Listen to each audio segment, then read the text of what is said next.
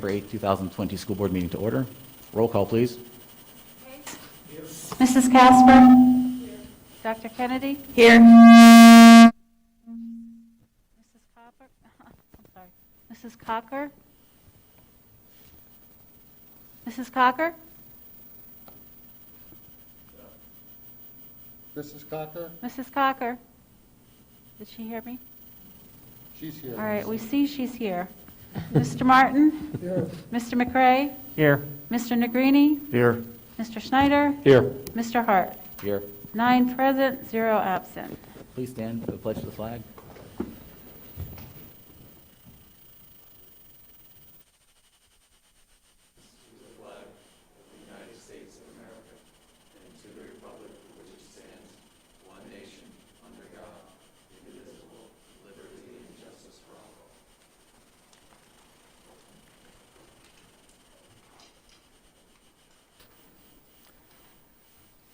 Mr. Moravich, I'll turn it over to you, but we do not have any public comment tonight.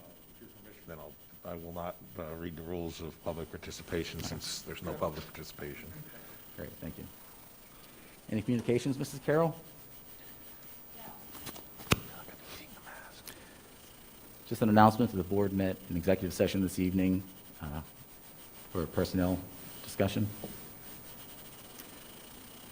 Looking for an approval of, hold on a second.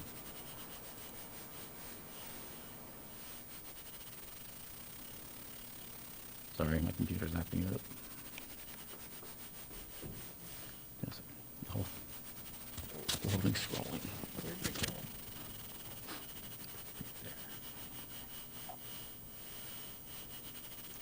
Can I scroll that?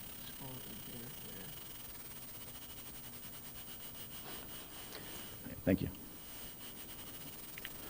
Okay, 2.1, looking for a motion to request approval of minutes of the school board meetings held on August 17th and August 27th, 2020, as attached.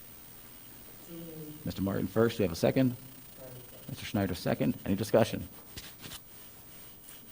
All in favor? Aye. Aye. Opposed? Payment of the bills, Mr. Martin. I submit for approval tonight bills in the amount of $2,658,778.46. Do we have a second? Mr. Schneider, second. Any discussion? Roll call, please. Casper? Dr. Kennedy? Mrs. Cocker? Yes. Mr. Martin? Mr. McRae? Mr. Negrini? Yes. Mr. Snyder? Yes. Mr. Case? Yes. Mr. Hart? Yes. 9-4, 0 against. Dr. Bailey, I'll turn it over to you for the superintendent's report.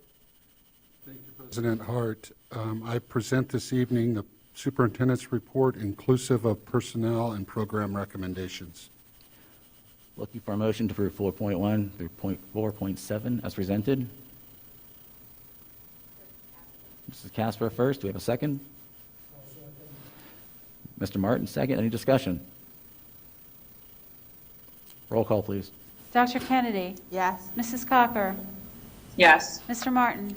Yes. Mr. McRae? Yes. Mr. Negrini? Yes. Mr. Snyder? Yes. Mr. Case? Yes. Mrs. Casper? Yes. Mr. Hart? Yes. 9-4, 0 against.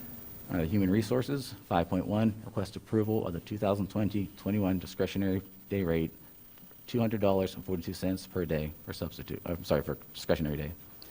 5.2, request approval of the 2020-21 department head stipend as $2,000 per chair, $1,000 per co-chair as attached. Looking for a motion to accept 5.1 through 5.2. Mr. Schneider first, Mr. Martin second. Any discussion? Roll call, please. Cocker? Yes. Mr. Martin? Yes. Mr. McRae? Yes. Mr. Negrini? Yes. Mr. Snyder? Yes. Mr. Case? Yes. Mrs. Casper? Yes. Dr. Kennedy? Yes. Mr. Hart? Yes. 9-4, 0 against. 6.1 under Student Services, request approval of PDE's Emergency Instructional Time Template, Section 520.1, outlining the revised instruction schedules under the in-person, hybrid, remote, and virtual models for the 2020-21 school year as attached. 6.2, request permission contract with Wyomissing School District for 2 students to attend Wilson School District for the 2020-21 school year at a rate of $53,560 each, and 1 student at the rate of $26,780. 6.3, request permission to approve the adoption and settlement agreement and release establish an educational fund to be held and managed by the district in the amount of $27,500 for legitimate educational expenses to settle and comprise all claims raised by the parents of a special education student, and to authorize the board president and secretary to execute the agreement on behalf of the district. 6.4, request permission to approve the adoption of a settlement agreement and release to establish an educational fund to be held and managed by the district in the amount of $27,000 for legitimate educational expenses raised by the parent and special education student, and to authorize the board president and the secretary to execute the agreement on behalf of the district. 6.5, request permission to approve the adoption of the settlement agreement and release to directly pay Hilltop Preparatory School an amount up to $56,653 for the 2020-21 school district, 2020-21 school year, including ESY for 2021, and directly pay the Hilltop Preparatory School an amount up to $57,350 for the 2021-2022 school district, including ESY for 2022, all to include tuition and transportation, and to settle and comprise all claims raised by the parent of a special education student, to authorize the school board president and secretary to execute the agreement on behalf of the school district. 6.6, request permission to approve this service agreement between the Wilson School District and the Kepley Behavioral Consulting Incorporated to provide the functional behavioral assessment, FBA, for the district for $90 per hour of consultation from a BCBA, including direct supervision, conducting assessments, and other agreed-upon services by the IEP team, and $25 per hour for direct ABA services as agreed-upon services by the IEP team. This agreement will remain in effect from until June 30th, 2021. 6.7, request permission to approve an independent contract of behavioral services with Ms. Chelsea Wanamaker, BCBA, at a rate of $80 per hour, up to 30 hours per week for the 2020-21 school year, pending solicitor review, negotiation, and approval. Looking for a motion to approve items 6.1 through 6.7 as presented. Mrs. Casper first. Do we have a second? Mr. McCray, any discussion? Roll call, please. Martin? Yes. Mr. McCray? Yes. Mr. Negrini? Yes. Mr. Schneider? Yes. Mr. Case? Yes. Mrs. Casper? Yes. Dr. Kennedy? Yes. Mrs. Cocker? Yes. Mr. Hart? Yes. 9-4, 0 against. Under Operations 7.1, request approval to reject all bids for the 10-year aquatic facilities rehabilitation project as per the attached resolution. Looking for a motion. Mr. Negrini first. Do we have a second? Mr. Case, second. Any discussion? Reasoning for the rejection of the bids is that all of them came way over budget. So it is recommended that we reject those and go back to the drawing board as far as addressing the natatorium needs. Great. Thank you. Roll call, please. Mr. McCray? Yes. Mr. Negrini? Yes. Mr. Schneider? Yes. Mr. Case? Yes. Mrs. Casper? Yes. Dr. Kennedy? Yes. Mrs. Cocker? Yes. Mr. Martin? Yes. Mr. Hart? Yes. 9-4, 0 against. Under Finance 8.1, request permission to create a class of 2024 student activity count in the high school student activities fund. Looking for a motion. Mr. Martin first. Do we have a second? Mr. Case, any discussion? Roll call, please. Mr. Negrini? Yes. Mr. Schneider? Yes. Mr. Case? Yes. Mrs. Casper? Yes. Dr. Kennedy? Yes. Mrs. Cocker? Yes. Mr. Martin? Yes. Mr. McCray? Yes. Mr. Hart? Yes. 9-4, 0 against. 8.2, request permission to receive the nomination of board treasurer for July 1st, 2020 through June 30th, 2021 for the term. Looking for a motion. Mr. Case first. Do you have a second? Mr. Schneider, second. Any discussion? All in favor? Aye. Aye. Opposed? 8.3, request permission to elect Michael Martin as Board Treasurer for July 1st, 2020 through June 30th, 2021. Looking for a motion? Mr. Schneider first. Do we have a second? Mr. Case second. Any discussion? All those in favor? Aye. Aye. Opposed? 8.4, request permission to set the treasurer's salary at $0 for the July 1st, 2000 through July 1st, 2020 through June 30th, 2021 term. Looking for a motion? Dr. Kennedy, do we have a second? Mr. Greeny, second. Any discussion? The $0 for the position. All those in favor? Aye. Aye. Opposed? Under Curriculum and Staff Development, 9.1, request approval of the remote learning metrics to be utilized in the event it becomes necessary to transition to a K-12 remote learning instructional model. Have a motion? Dr. Kennedy, do we have a second? Mrs. Casper, any discussion? Mr. Hart? Yes. Yes, I was wondering if we could have an update on the current numbers for the metrics that we're looking at over the last 14 days. Dr. Fady, I'll turn it over to you. Mrs. Cocker, are you asking me to pull up the information regarding the Berks County data off the website from the Department of Health?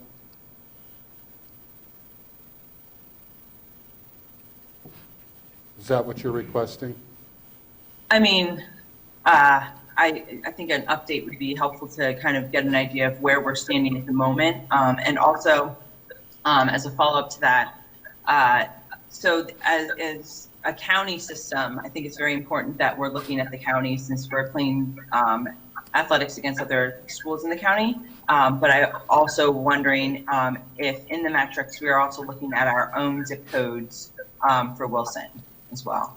So if we have any metrics on our own zip code information or just to give a brief update on the county information. Yeah, go ahead, Dr. Trickett, and then I'll fill in. Hi, Mrs. Cocker. In reference to your question regarding the current 7-day trends, linked within our document that we have, the Wilson Final Phase School Reopening Health and Safety Plan metrics, there is a link that takes you out to the health.pa.gov site. And when you look at Berks County, the two specific indicators that we're referencing under the first part of our proposed reopening plan is the incident rate. The most recent 7-day number per 100,000 residents in Berks County is 54.7. And then with a PCR, or the percent positivity rate, over the last 7 days, we're at 4.9%. So that's where we are using the 7-day averages that were referenced in the first two indicators.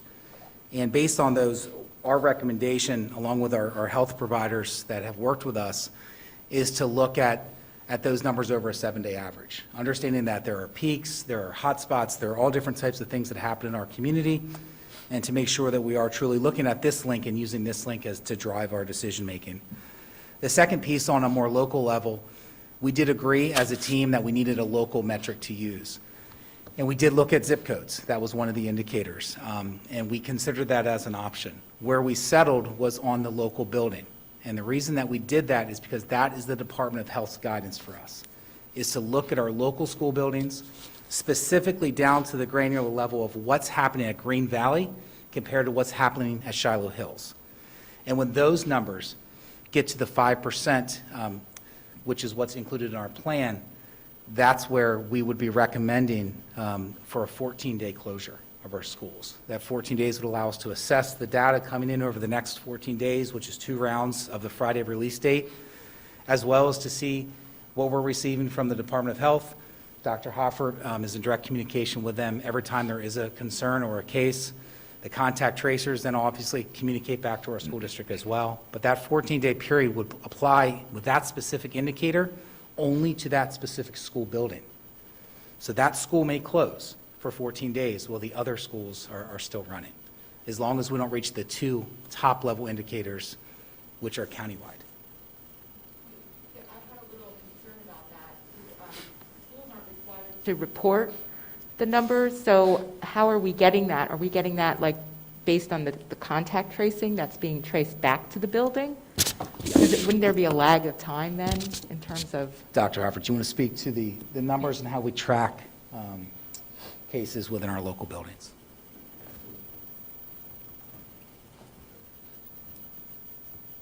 And as you are aware, Dr. Hoffert is the pandemic coordinator for the district, so he is the individual that speaks directly to the Department of Health and other personnel within Berks County when we do have a positive case. Right, so there are a couple of ways that we're informed if there are cases within our buildings. Number one, we rely on families to report to us. They're calling into our secretaries and nurses to report if a student is out, and then we follow up with those families to determine what the extent of the issue is and what guidance we need to seek from the Department of Health. We are also in contact with those contact tracers from the Department of Health. If there is a situation, we're providing them with information and then getting feedback back from them. And we basically just have a running list of those situations as they occur building to building, whether it's a contact of a close contact or a contact situation or a case itself. So we're tracking that internally and looking at those numbers on a regular basis. Dr. Hoffman, I just wanted to follow up. If an elementary school were to get shut down, middle school, whatever, and siblings from that building, they have siblings in other buildings, are they to quarantine as well? As long as, I mean, they're not the positive case siblings, obviously, in that case, they would. Yeah, not necessarily. Okay. It all comes down to where the case has occurred and kind of what those rings of possible contact might be. Right. And the contact tracers that we've spoken with directly in the Department of Health have been very specific about, what level of potential contact they're requiring to quarantine. And it's been a very tight circle. So they're really not pushing for widespread quarantines unless there is a chance of direct contact. And remember, contact is defined as within 6 feet for 15 consecutive minutes.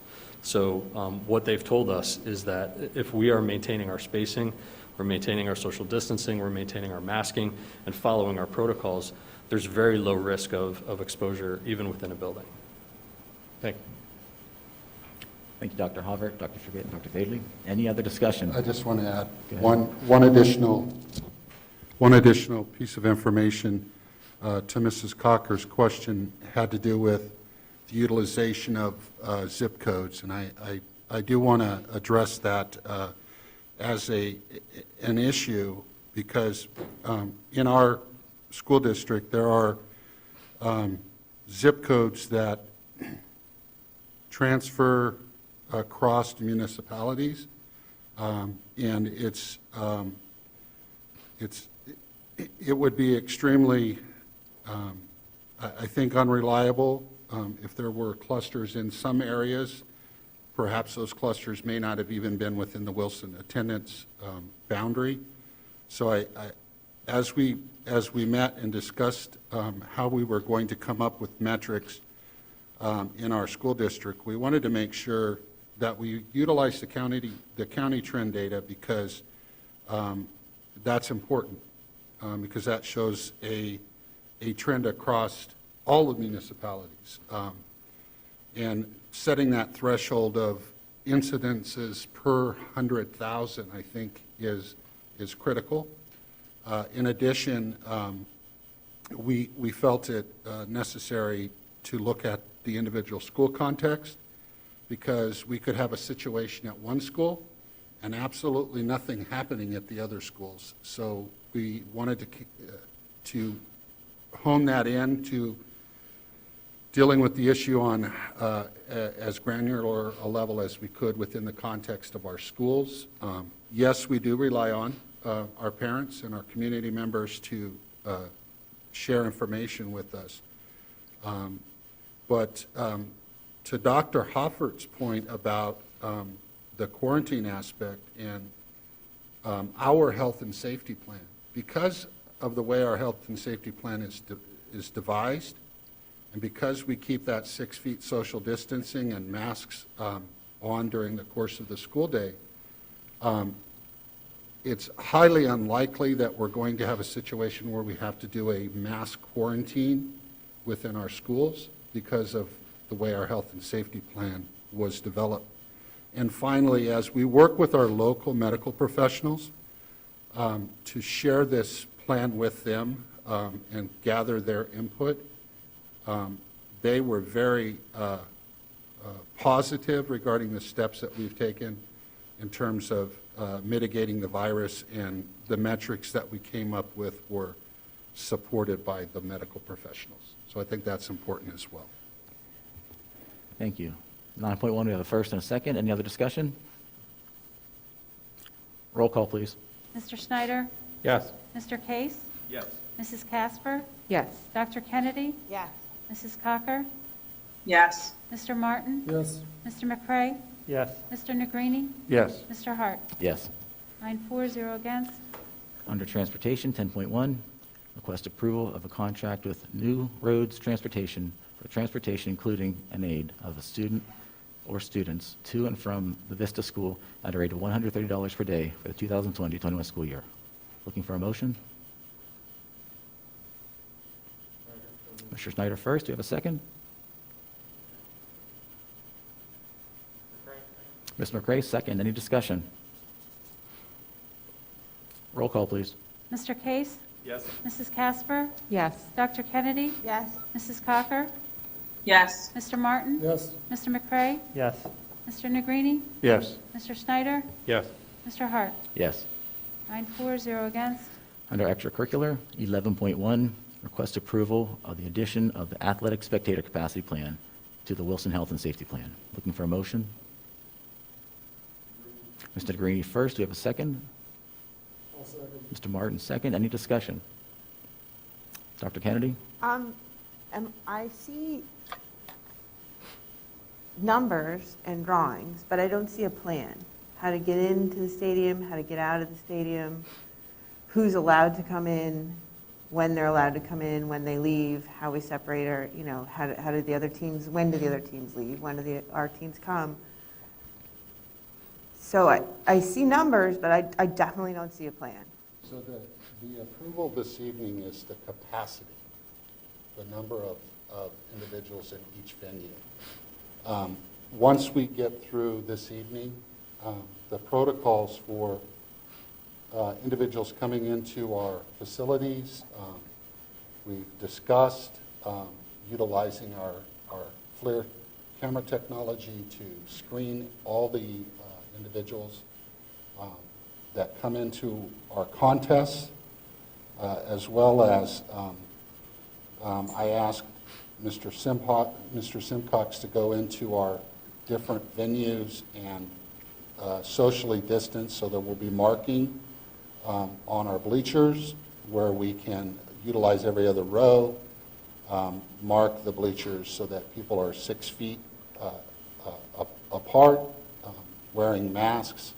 All of the specific details about what I would call the game management will be coming in the next several days and being communicated to our families. We really have a situation where the high number volume of our spectators will probably only be an issue at our Gursky Stadium with the football, the 4 home football contests. So we need to make sure that as we work through that, we count the number of athletes and the number of personnel. We count the opposing team as well. And then we come up with a plan on who gets in, and when we reach that capacity, is it parents first? But we've been real careful to make sure that we are inclusive, not only our football program, also our band needs the opportunity to do their show, as well as our cheerleaders need the opportunity to be a part of the Wilson Home Contest. But because of the capacity at some of our other venues, at least our outdoor ones, we typically don't get more than 250 individuals to any one of those contests. So it's really just primarily a Gursky Stadium issue at this point. However, we will have safety protocols and we will have appropriate social distancing, just like we do in Gursky Stadium, in our other venues. I think the final piece on that is to make sure, as we move through this process of defining this plan, we have an effective communication pathway. And what I mean by that is we can control the inside of the stadium and the spectators that actually come into the facility, but we also need to have a plan for what about all those other individuals that may be on the fringe, outside the fence, on our property.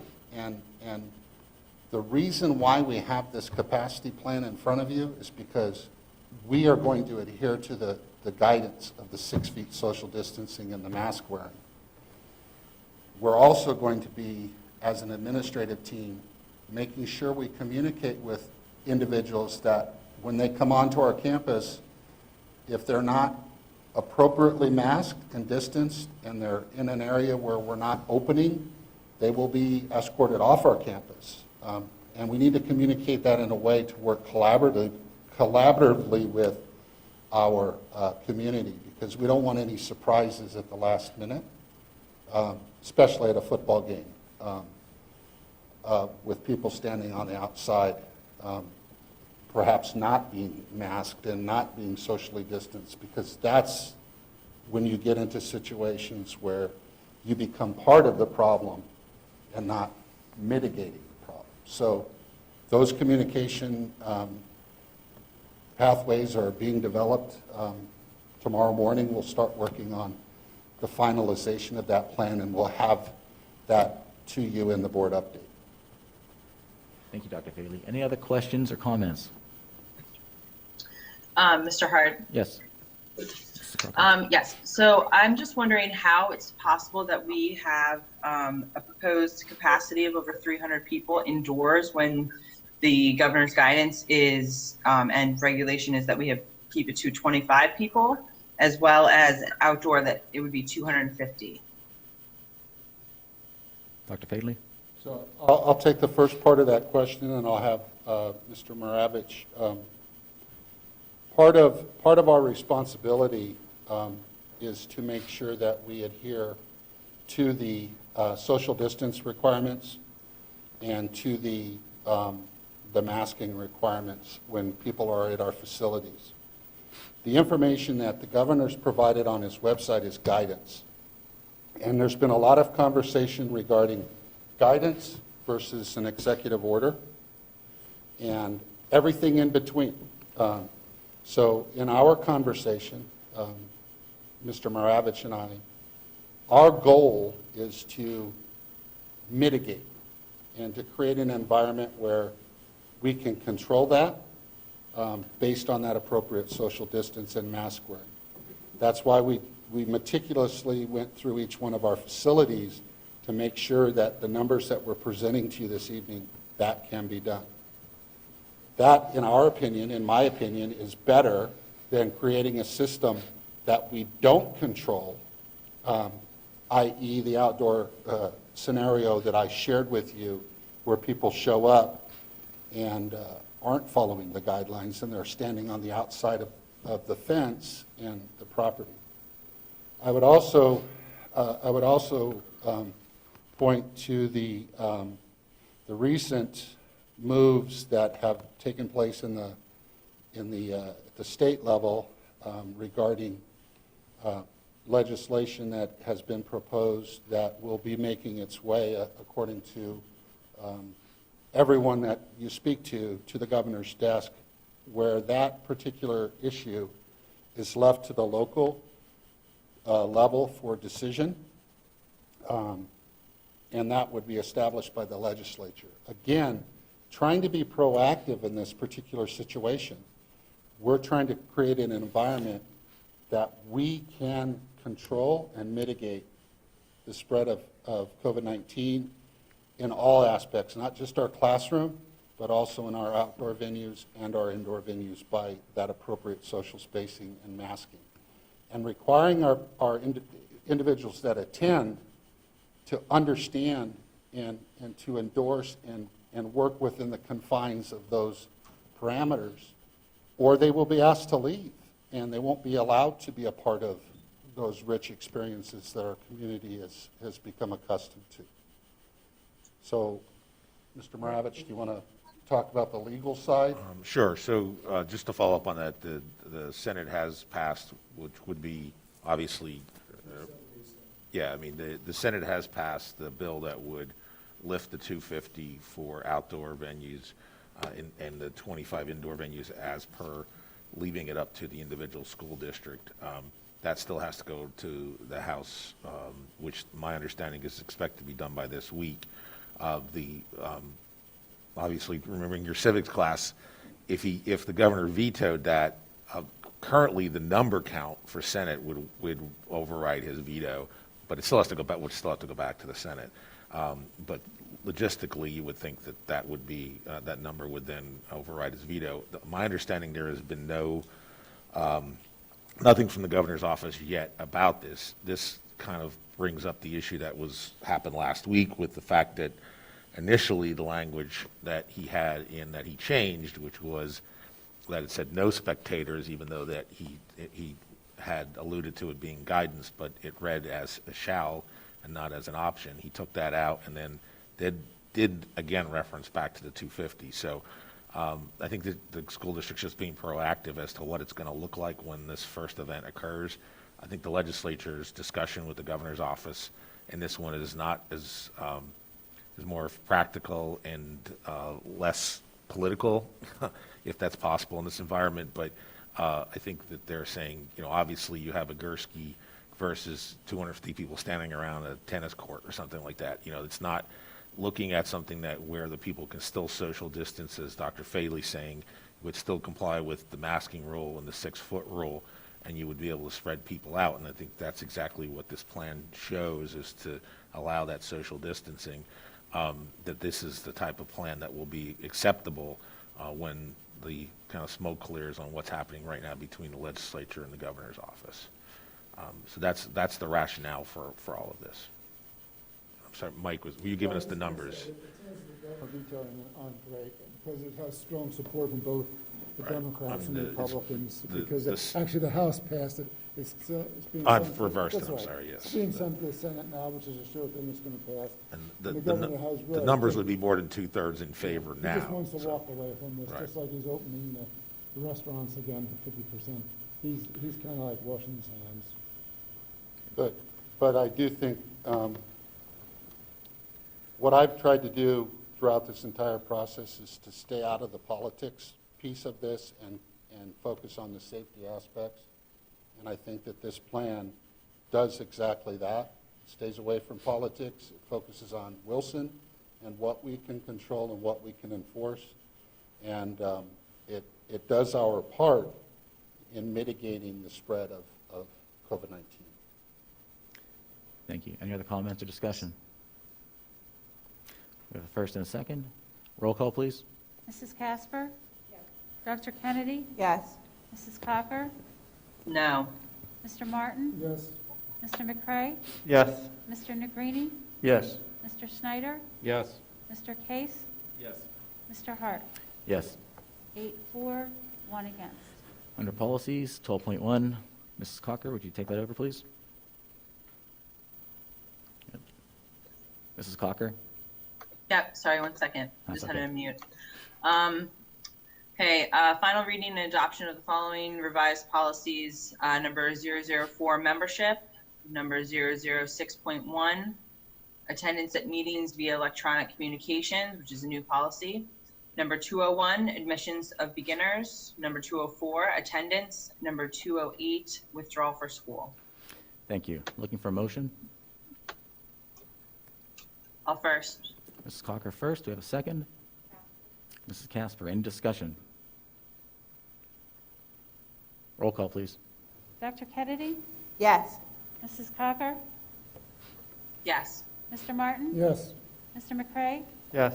Mr. Negrini? Yes. Mr. Schneider? Yes. Mr. Case? Yes. Mrs. Casper? Yes. Mr. Hart? Yes. 9 for, 0 against. 12.2 and 12.3. Mrs. Cocker?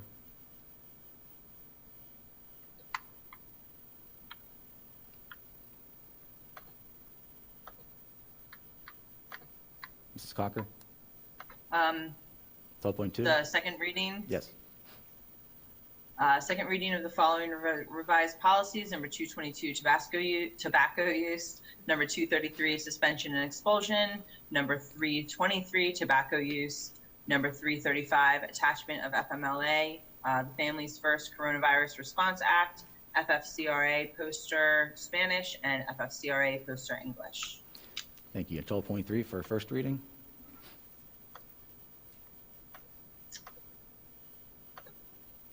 And the policies for first reading, number 610, purchases of subject to bid quotation; number 626, federal fiscal compliance; number 626, federal fiscal compliance attachment procurement federal programs; number 707, use of school facilities; number 808, food services; and number 810.1, school bus drivers and school commercial motor vehicle drivers.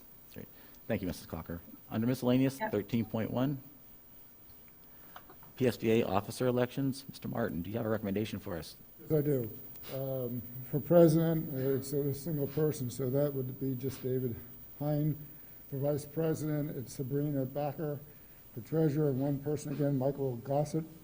And for the insurance trustee, Michael Facitino. I don't know how you pronounce that, but I apologize for butchering his name. It's my recommendation. Thank you. We have a first from Mr. Martin. Do we have a second? Mr. Case, any discussion? All those in favor? Aye. Opposed? Committee reports. 14.1, Berks Career and Technology Center. Mrs. Casper. I have no report for you since our next meeting is September 23rd. 14.2, the Wilson Equity Task Force. Mrs. Casper and Yeah. Dr. Kennedy. So we met on September 2nd at 3. I met virtually. I wasn't sure exactly what room we were in, but we divided again into small groups after viewing a short TED Talk concerning solutions for racism. The central theme in the talk was targeted at racism in policing tactics, but could be used in other contexts such as education.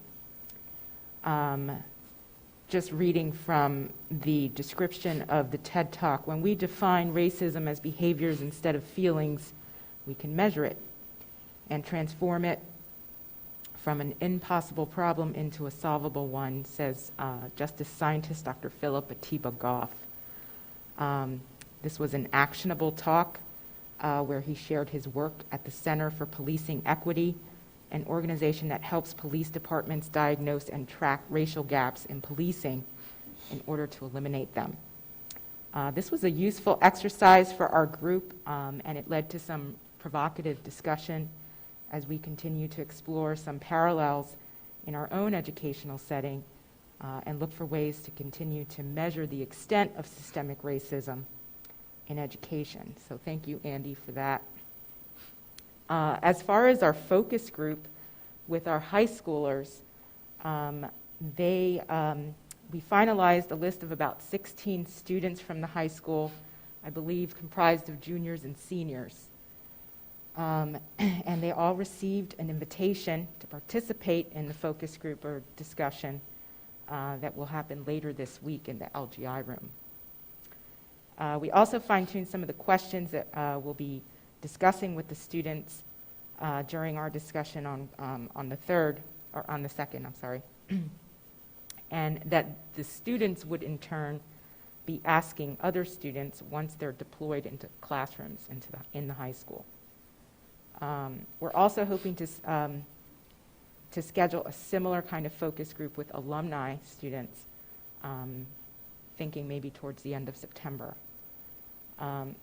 We hope to have some data collected from all of this, hopefully by early October.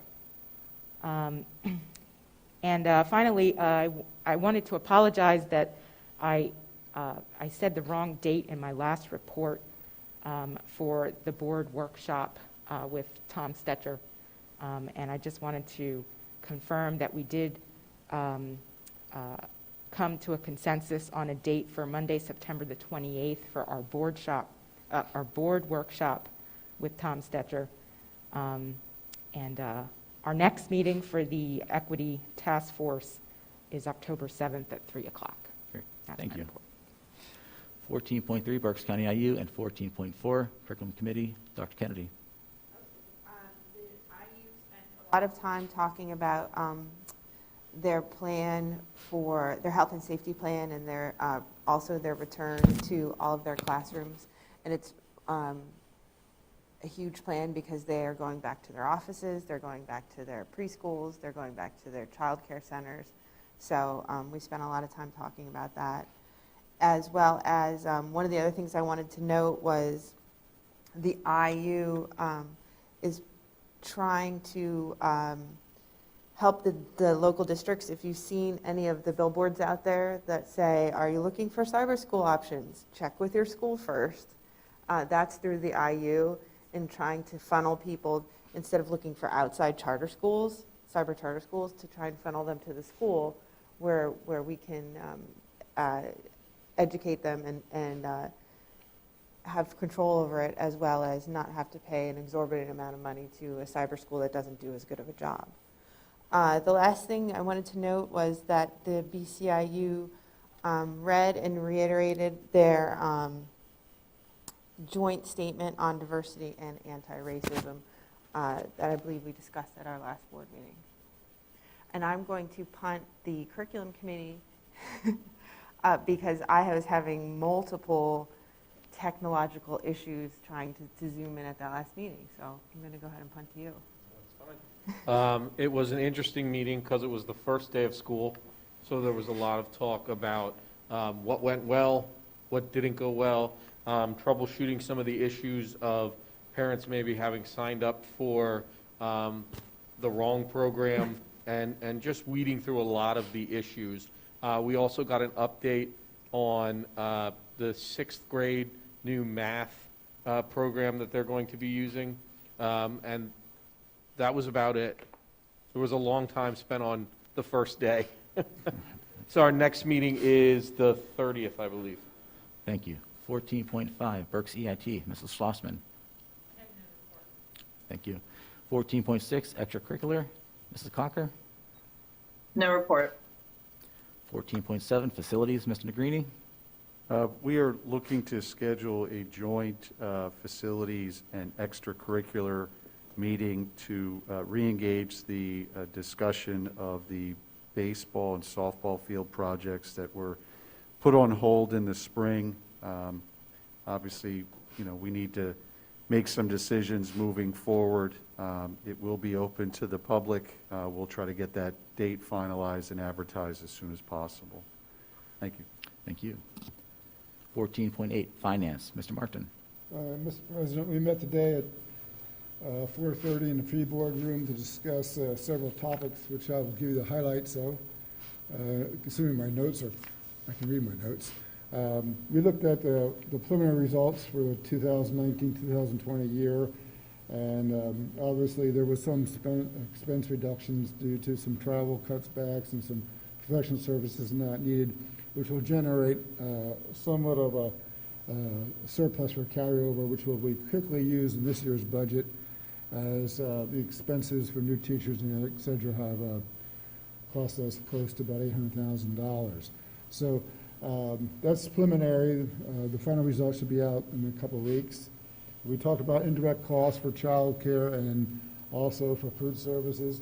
As you can expect, food services are a little bit behind the eight ball, because even though they had no revenue coming in for March, April, and May, they all had, under the governor's,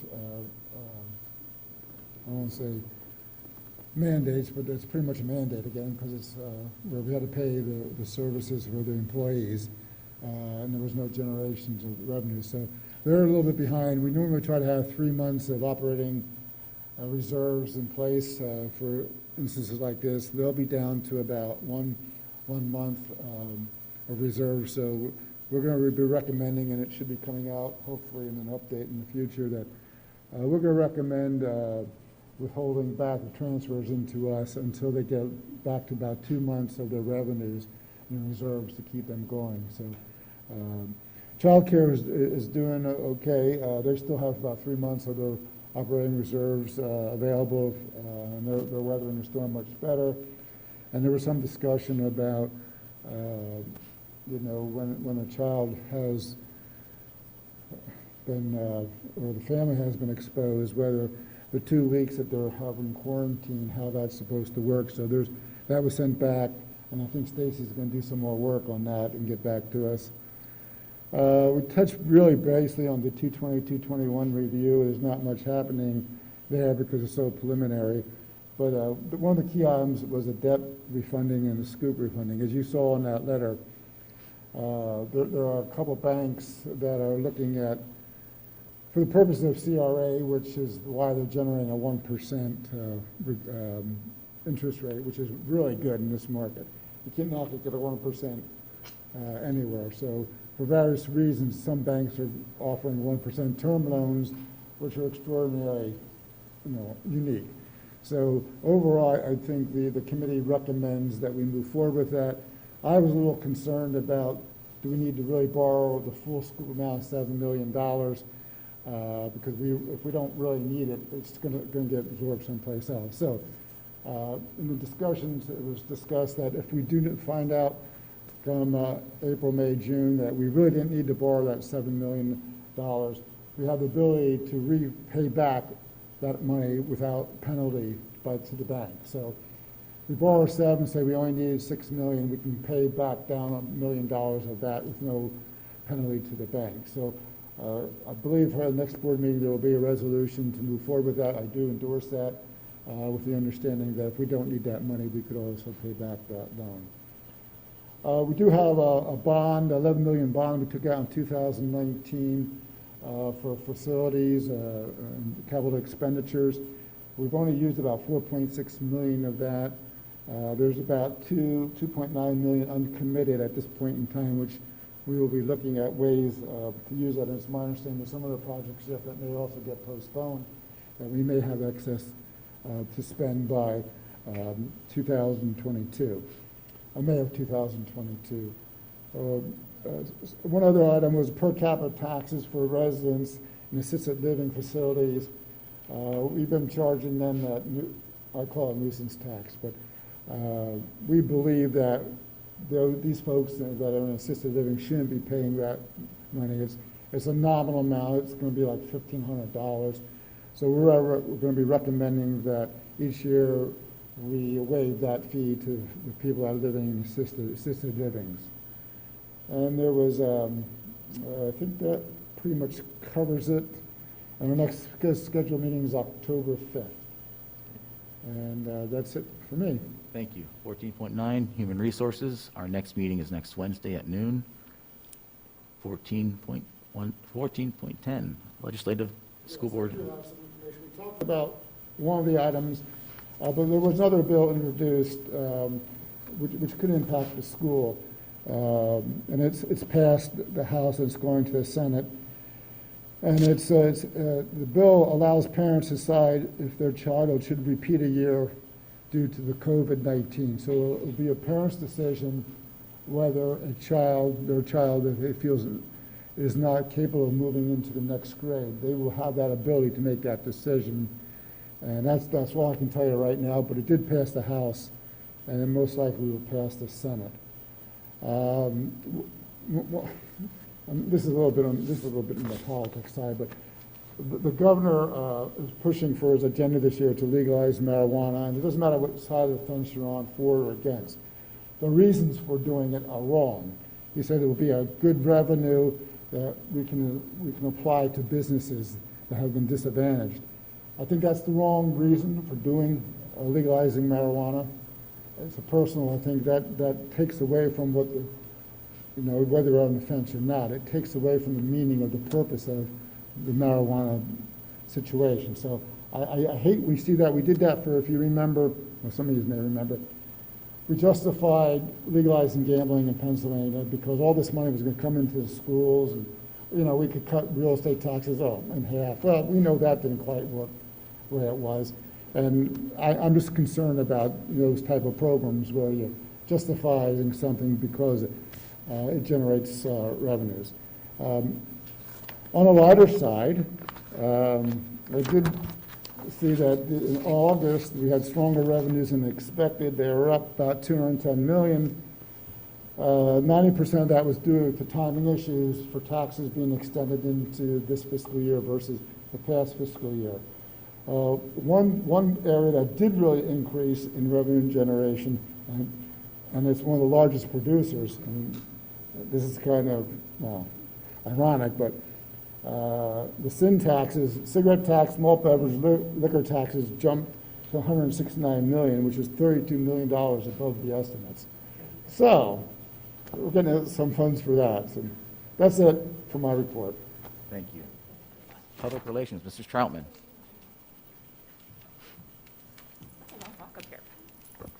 Hello, everyone. I just have a couple of items.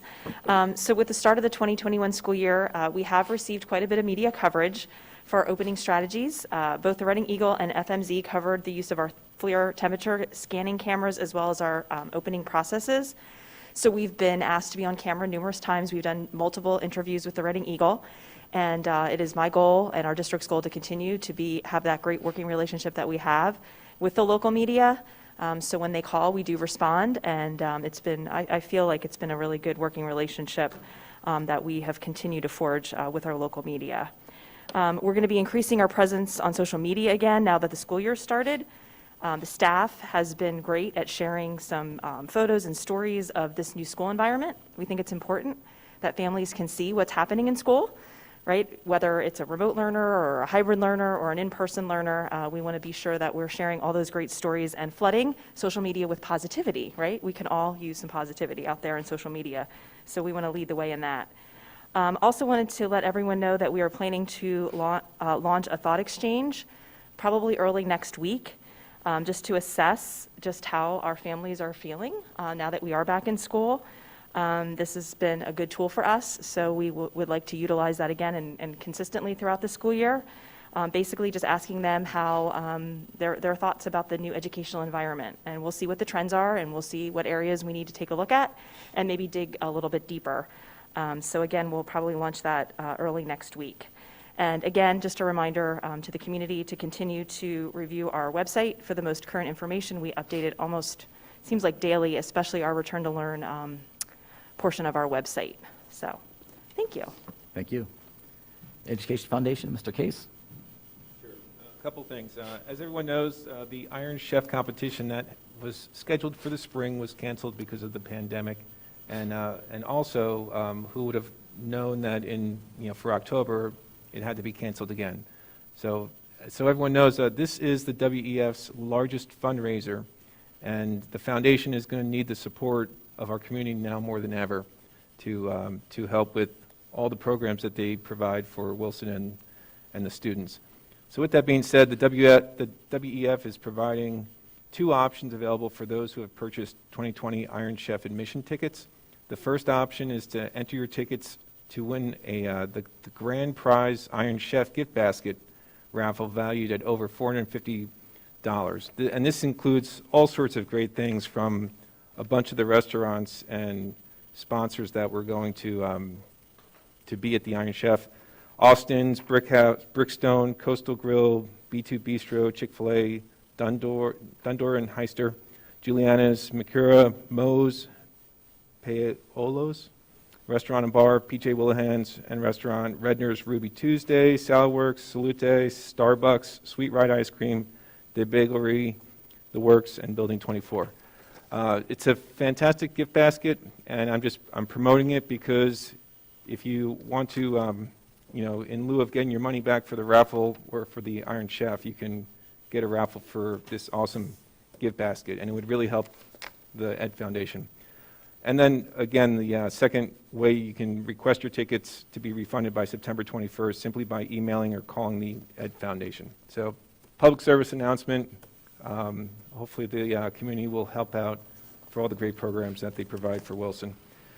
The Bulldog Bash for 2020. The Ed Foundation is excited to announce their next fundraising event, which is going to be the Bulldog Bash of 2020. It's going to be scheduled for Friday, September 25th, from 6:30 to 10 p.m. at First Energy Stadium. So food, drinks, live music, there's going to be a silent auction. Tickets are $75 per person. This will now be the fall fundraiser. We will not have a casino bash on November 14th. So this event will serve a few purposes. An outdoor social distancing venue that guests will feel more comfortable attending. The stadium staff already have guidelines in place, which is great. It's going to recognize all the WEF sponsors from Iron Chef and Wilson Community Night that were supposed to happen in the spring. And sponsors will also receive 2 tickets to the Bulldog Bash. So a silent auction is going to be held with different raffles already acquired from the Iron Chef auction. And it's also going to honor the WEF Sun Federal Teachers of the Year for 2019-2020. These honorees would have been announced at the Wilson Community Night back in May, and the recipients are Mr. Corey Luft, who's a Wilson Southern Middle School teacher, principal, assistant principal, and Mr. Jeremy Giza, Wilson High School, retired 2020. So congratulations to them both. We will be also presenting the 2020 Legacy Award at the event. This year we are honored to present the award to Dr. Rudy Ruth. So there's going to be live music by Mike Noecker, who's a Wilson parent, and Watson Mack, who's a Wilson alum that many people know. And the food is all you can eat. There's all sorts of beverages that are included. And if there's a way, there's going to be also, I believe, a Wilson football game that evening that's scheduled. And at First Energy Stadium, there should be big screens, hopefully that we get working, that will also, you'll be able to watch the football game as well. So come out, support the WEF, and that is, and then the next meeting is September 18th, 2020. Thank you. Thank you. Technology, Mr. Schneider. I have no report. Our next meeting is scheduled for October 5th. Thank you. Student Outreach, Ms. Gianni Clark. To welcome back our staff and students, the student government wrote encouraging sidewalk chalk messages outside of the upper and lower house. Student government also participated in another food drive over the holiday weekend. With Mifflin, we were able to collect over 1,000 canned goods for the Helping Harvest. Minithon is having a fundraiser at Panera Bread this Thursday, September 10th, from 4 to 8 p.m. Our Wilson students, both young and old, are making the best of the current situation by safely continuing their fall sports seasons. Van Reed and Lincoln Park Little League football and cheer had their second weekend of games. The high school girls tennis team had a match on Friday against Muhlenberg. The girls beat Muhlenberg 4-1. Both events had hand sanitizing stations in addition to designated paths for each school's team to avoid close contact. Thank you. We don't have any public participation, but Mr. Maravich, do you have any comments? Looking for a motion to adjourn. I'm sorry, any other business? Mr. Martin. Yes, I just want to say I'm really proud at the administration, the support staff, and the teachers putting a plan on getting back to school. I think it's the best that I've seen, and I think it's a great job. Any other business? Looking for a motion to adjourn. Mr. Martin, do we have a second? Mr. McCray.